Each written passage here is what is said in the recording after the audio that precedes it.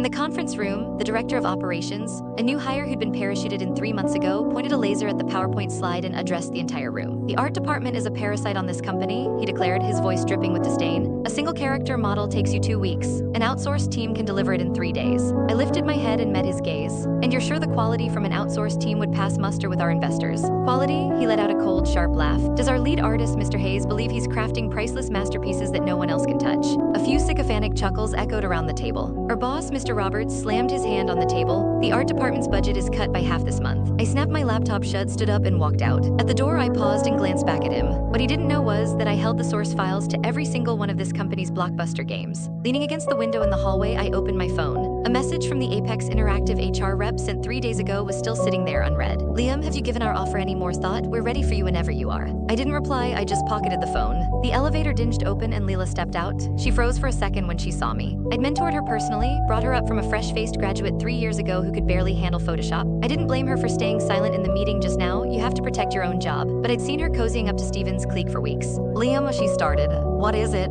She bit her lip, her eyes darting away. "About the meeting just now, Don't worry about it," I cut her off. "Everyone picks a side." I turned and walked back to my office. She remained rooted to the spot, her eyes welling up with tears. At 9 that night, the art department's group chat exploded. Steven had posted a new notice. Effective immediately, all overtime meal stipends and cab fare reimbursements for the art department are canceled. Dave, one of the older modelers, typed a single question mark. "Steven, we often have to work until 11 or midnight. This is." Steven's reply was instantaneous. "This company doesn't pay for dead weight. If you feel mistreated, you're free to resign." The chat went dead silent. I stared at my phone screen, then opened my notes app. I took a screenshot, logged the date, and saved it. That made 7. The next morning, Leela knocked on my office door. "Liam, Steven wants me to take over the character design for Shadowblade." I looked up at her. Shadowblade was the company's new $30 million project. I'd spent a solid month burning the midnight oil to perfect the main character design. "He said the original art is too dark, that the investors won't like it," she mumbled, avoiding my eyes. "He wants me to design a new version with a lighter, more accessible style." "Fine," I said, "go ahead." She was clearly taken aback by how easily I agreed, staring at me for a full 2 seconds.